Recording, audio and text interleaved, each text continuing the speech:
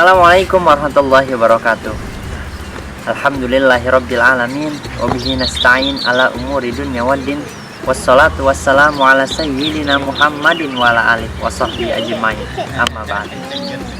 Ilahi anta maksudi wa ridhoka matlubi a'tini mahabbataka wa ma'rifataka.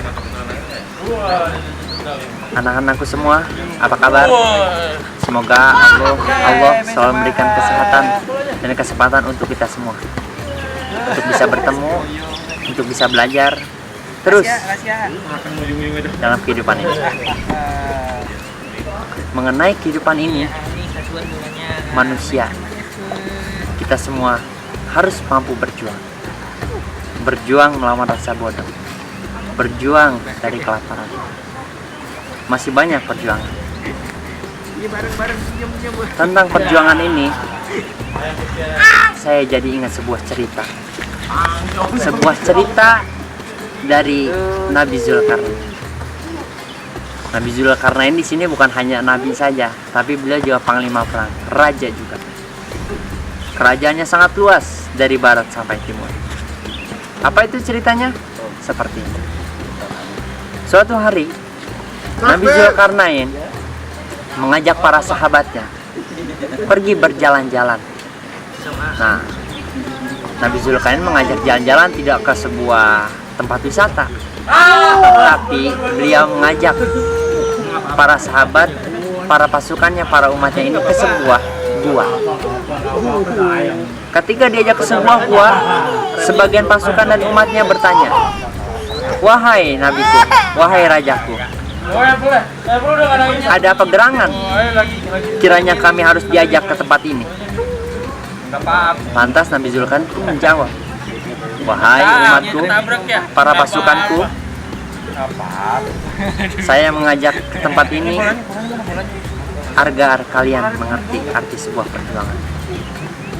Sebagian pasukannya banyak ribu protes,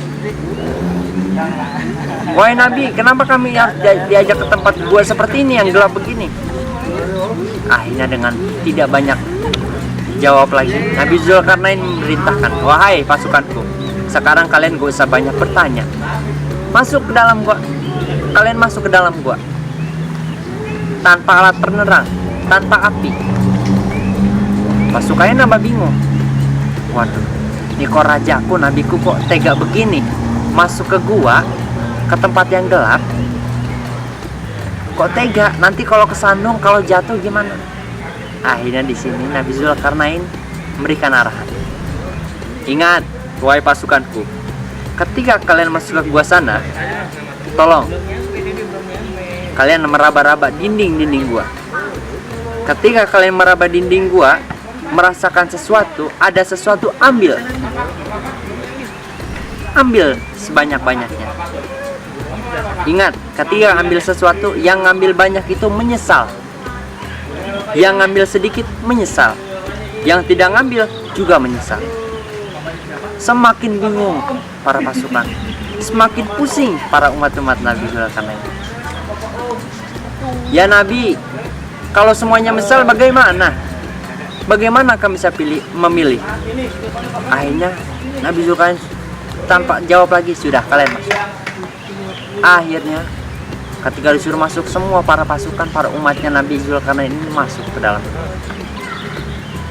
Sebagian dari umatnya ada yang mengambil banyak, sebagian juga ada yang mengambil sedikit, bahkan sebagian lagi tidak ada yang mengambil. Karena ketika mengambil sesuatu, semuanya itu menyesal. Ketika beberapa lama, 1 jam, 2 jam, Nabi Zulkarnain memerintahkan para pasukannya ini untuk keluar. "Wahai pasukanku, ayo semua keluar dari gua." Ternyata ketika keluar, seluruh para pasukan dan umatnya itu menangis semua, menyesal semua. Kenapa bisa begitu? Ternyata ketika dia keluar, yang diarahkan Nabi Zulkarnain ketika masuk gua dalam keadaan gelap, meraba sesuatu, ambil. Yang ngambil banyak, mereka menyesal. Kenapa menyesal? Ternyata yang diambil intan permata, emas berlian. Banyak sekali emas. Yang ngambil banyak menyesal. Ya Allah, kenapa saya tidak taruh di tas? Padahal saya bawa tas. Saya kurang banyak kalau cuma saya ambil dalam pelukan ini. Yang ngambil sedikit menyesal juga. Ya Allah, kenapa saya ambil sedikit? Kenapa saya cuma ambil segenggam? Yang tidak ngambil menyesal. Kenapa? Ternyata dia tidak mengambil sebuah emas yang ada dalam gua tersebut. Nah, ketika semua para pasukannya menangis karena menyesal, Nabi Zulkarnain naik ke atas gua tersebut. Khutbah beliau. Apa khutbahnya? Wahai para pasukanku, umatku sekalian, ini adalah sebuah gambaran ketika kalian di alam kubur nanti, yang ibadahnya banyak, sholat 5 waktu, puasa Senin Kemis, puasa yang wajib bulan Ramadan, itu bakal menyesal. Kenapa? Ternyata masih banyak amalia-amalia yang lainnya.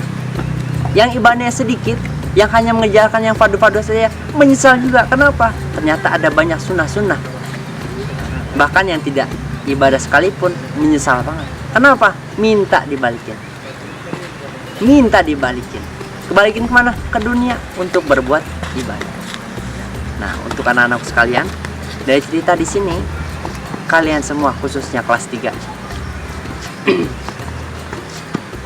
Di kelas 3 ini, di 1 semester terakhir ini, gunakanlah waktu kalian untuk belajar, untuk bertatap muka kepada guru, untuk berkhidmat kepada guru, teman-teman, bahkan orang tua kalian. Untuk apa? Agar kalian tidak menyesal mempunyai sejarah yang ini.